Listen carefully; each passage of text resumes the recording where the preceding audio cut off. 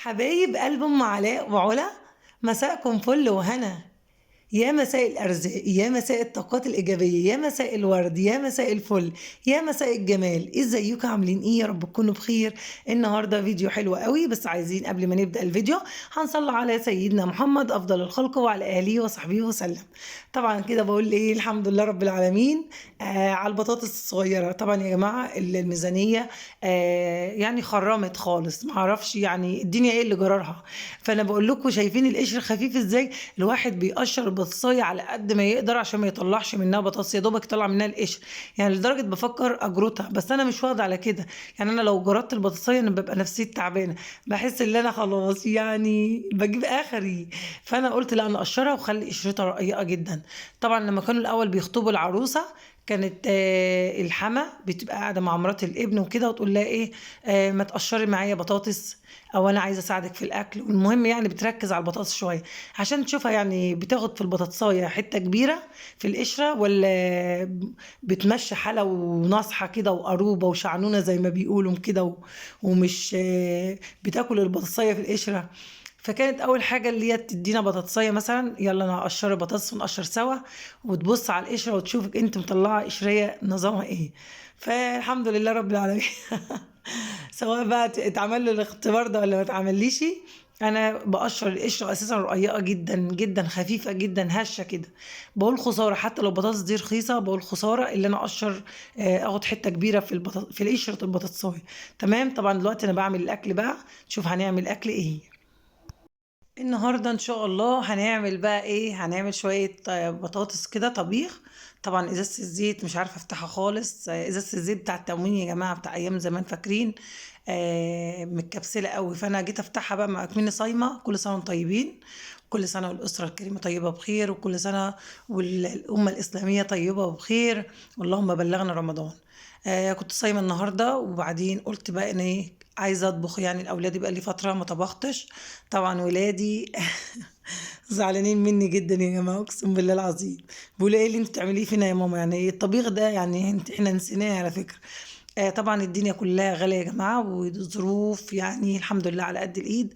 فعندي ابن منصور، اسمه منصور خلي بالكم، تعبان شويه، عايزاكم تدعوا له ربنا يشفيه. فانا قلت احنا كده كده صايمين النهارده، طبعا صايمين يوم 13 و14 و15 نص شعبان، كل سنه وانتم طيبين. فقلت مني ايه اطبخ عشان هو تعبان ومحتاج ياكل حاجه تغذيه لانه خس جدا. وفي نفس الوقت احنا صايمين وهفتانين رحنا ريح. بمعنى اصح يعني أنا دلوقتي بطبخ وبغني الظلمون، بقول يا رب افرجها يا رب. بس الحمد لله ربنا مقوينا الحمد لله في الصيام. والله العظيم الواحد يعني زعلان جدا يا جماعه، الواحد نفسه يتكلم في حاجات كتير قوي على الواحدة اللي زي يعني مثلا اللهم بارك، بسم الله ما شاء الله، عندي 4 أولاد في الغلا ده. فالدنيا تعبانة جدا والله العظيم. فأنا عايزاكم تدعوا لي ربنا يشفي ابني، ويكرمنا يا رب بحق النبي. عندي بقى المكعب الملوخية ده صغير، شايفينه ده الملوخية الخضراء اللي أنا ببشرها دي. كنت في الفريزر بجيب حاجات فكعبلت بيها. بقالها سنة أقسم بالله العظيم، ربنا شاهد وكيل عليا. دي بقالها سنة. شايفين اللون بتاعها والجمال بتاعها؟ هقول لكم ازاي تخزنوها بطريقه حلوه قوي، وايه الماده اللي تحطوها فيها اللي تفضل مخليه لونها اخضر وما تتغيرش، ولا لون ولا طعم ولا ريحه ولا اي حاجه طول السنه. تمام. يمكن الوقت ده في ملوخيه بدأت تطلع اللي هي بتاع اللي هم بيبقوا حاطينها في مشتل، لكن دي ملوخية بتاع الفلاحين بتاعتنا. وعرفكم ازاي النوع بتاعها، تشتروا النوع الهون وبتبقى شكلها عامل ازاي، لان الخزين بيبقى انواع ملوخية معينة، مش اي ملوخية بتجيبها تخزنها وخلاص. بتنقي ملوخية كده بتاع الفلاحين كده، اللي عاملة زي الحمام كده. حاجة يعني تفتح النفس. قلت بقى اعمل ايه، شوية بطاطس طبيخ كده. ورحت جبت 4 اوراق بركولي يا جماعة. انا جبت 4، لا 3، اقسم بالله 3. جبت 3 اوراق، طبعا احنا 6 افراد. جبت 3 اوراق فقسمتهم فبقوا 6 منابات. تمام، ركزوا معايا. تمام. فانا النهارده عامله 3 اوراق بس اسمائهم بقوا 6 منابات في الحله. فانا قلت ايه هيتمشي يعني العيال بقالهم كتير ما كلوش حاجه الفراخ دي. مش عارفه الدنيا جرى في ايه. يعني الواحد لو راح جاب فرخه بتقفل 200 جنيه.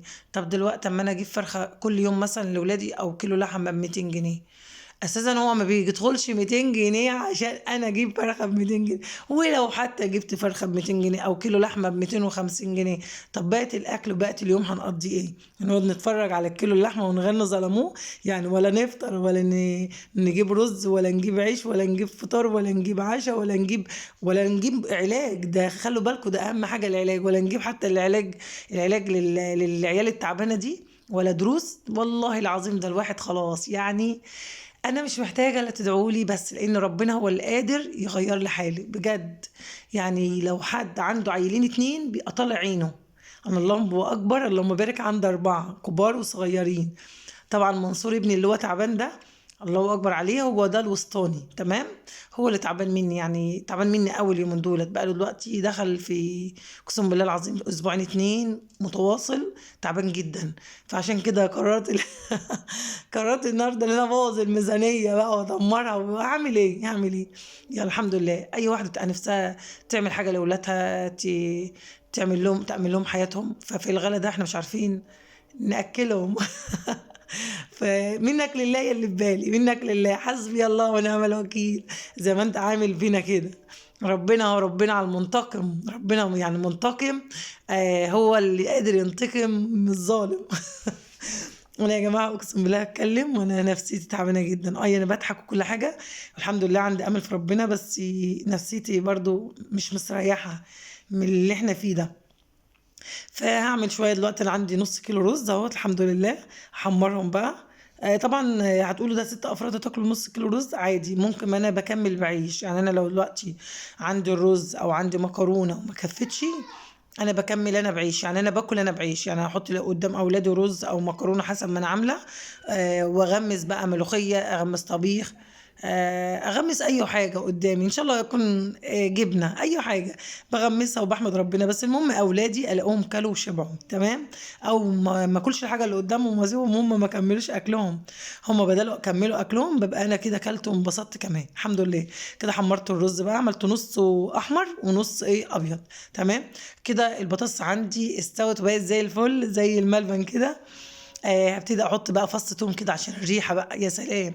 جربوا يا جماعه قبل ما تطفوا عليها مباشره تحطوا فص توم. كده خلصت اللي ورايا، عملت طبق ملوخيه بقى، اقسم بالله قلبكم يحبوا ريحته قلب الدنيا عندي. ورحت كنسه بقى كده المطبخ بقى عشان اروق الدنيا واغرف كده على ايه، على رواقه كده. الرز اهوت استوى اهوت، فاضل يا دوبك تكه صغيره، والملوخيه الجميله بتاعتنا بالطشه بتاعتها. طبعا ان شاء الله اعمل لكم فيديوهات حلوه قوي في رمضان وحاجات جميله. وعملت طبقين بطاطس كده، وكده عملت الغدا. وكده قربنا بقى، قربت المغرب تأذن ونفطر ونقعد كلنا. بصوا ادي ال3 اوراق اهمت اللي انا عاملاهم. كده الفيديو خلص، يلا اشتركوا في القناة وفعلوا زر الجرس.